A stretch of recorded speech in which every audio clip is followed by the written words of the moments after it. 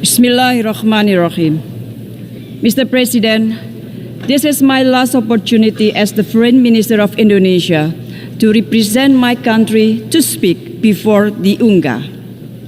A decade of so many challenges, but at the same time, a decade of Indonesia's many contributions in addressing global issues. One of them is Palestine. Indonesia cannot, I repeat, cannot sit back and relax, seeing the injustice that continues to be committed against the people of Palestine.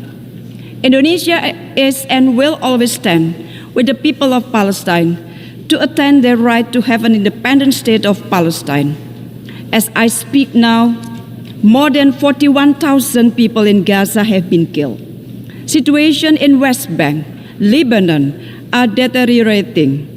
Is that not enough? Is that not enough? Will the Security Council only take action to stop Israel atrocities when all Palestinians are displaced? Or when 100,000 Palestinians are killed? Or when a regional armed conflict breaks out? That will be too late.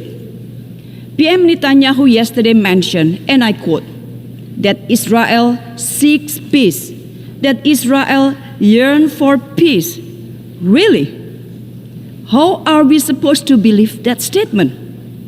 Yesterday, while he was here, Israel conducted unprecedented massive air attack on Beirut.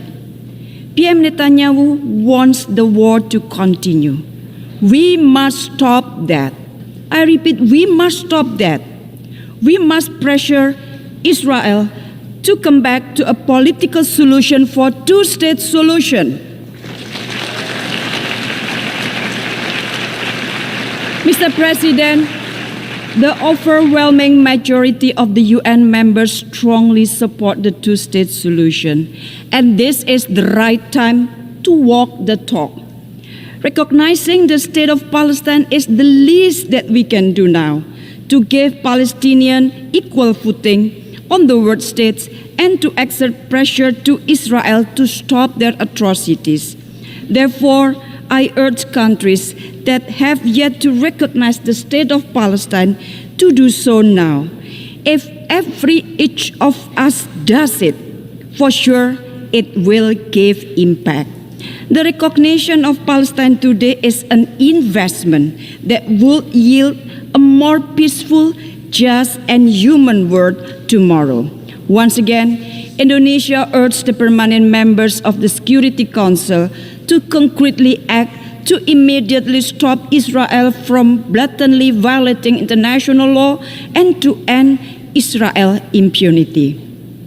The mandate of the Security Council is to maintain peace, to create peace, not to maintain and prolong wars, or even worse, to support the perpetrator of atrocities. Inaction means complicity. Colleagues, wherever Indonesia goes, we carry the voices of the global South. Indonesia started this commitment in 1955 when Indonesia hosted the Asia-Africa Conference in Bandung, Indonesia. The Bandung spirit of equality, cooperation, and solidarity will always be alive to inspire the global South to gain their rights, including their rights to development. That is the spirit that we need if we want to have a global leadership where moral virtues are the compass of our business. Do not bury the principle of the UN Charter and international law under the rubble of double standard, trust deficit, and zero-sum game. Mr. President, Excellencies, against these global challenges, Indonesia continues to be part of the solution. By embodying this commitment, Indonesia presidency in 2022 managed to prevent the G20 from collapsing, despite deep geopolitical division. During the global pandemic, we led the establishment of the Pandemic Fund and co-chair the COVAX AMC engagement group to ensure equitable access to vaccine and financial resources, and to safeguard health security for all, especially for the Global South. As a member of the Human Rights Council, Indonesia continuously calls for inclusive partnership in addressing global human rights issues. And amidst regional rivalries, Indonesia pioneered the ASEAN Outlook on the Indo-Pacific as a framework for concrete and inclusive cooperation. To embrace, not to contain. We have demonstrated that global leadership will never be attained through force, domination, and fear. Global leadership should be about guiding collective action by listening, empowering the collaboration, and instilling hope. This is what I say, leadership without hegemony. Mr. President, Excellencies, to attain this vision, we must focus on three key priorities. First, advancing peace through inclusive leadership. Multilateral system should be reformed. The UNSC must be an inclusive space for peace, where a wider range of voices can be heard and timely decisions can be taken for our collective good. Without peace, our effort to attain global goals such as the SDGs will remain a dream without reality. Indonesia is committed to contribute to global peace by being one of the largest troops contributing countries in UN peacekeeping mission and remain firm in our proactive role to counter terrorism. We also strive to ensure that peace we are promoting will be inclusive by advancing the Women, Peace and Security agenda, contributing to women empowerment, including pursuing equal access to education to women and girls in Afghanistan.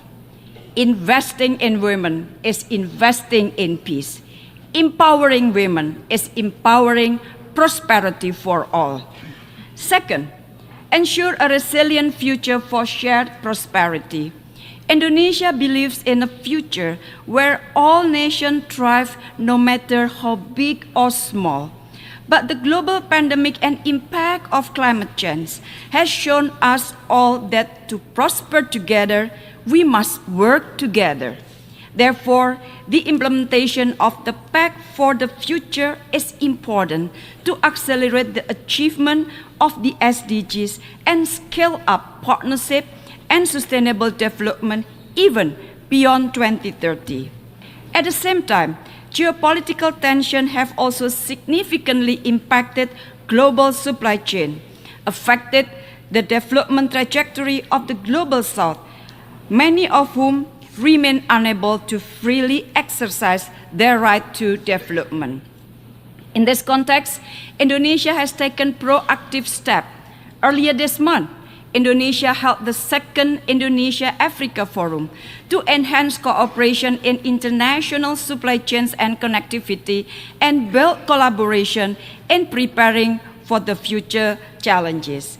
Indonesia also hosted the 10th World Water Forum, I repeat, the 10th World Water Forum this year. We believe that water is a crucial element for shared prosperity. And third, building bridges to foster global collaboration.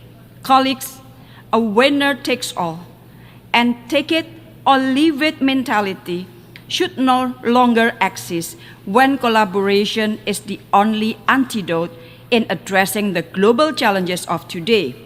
For Indonesia, a world where the only option is us versus them will only result in the world of us or them.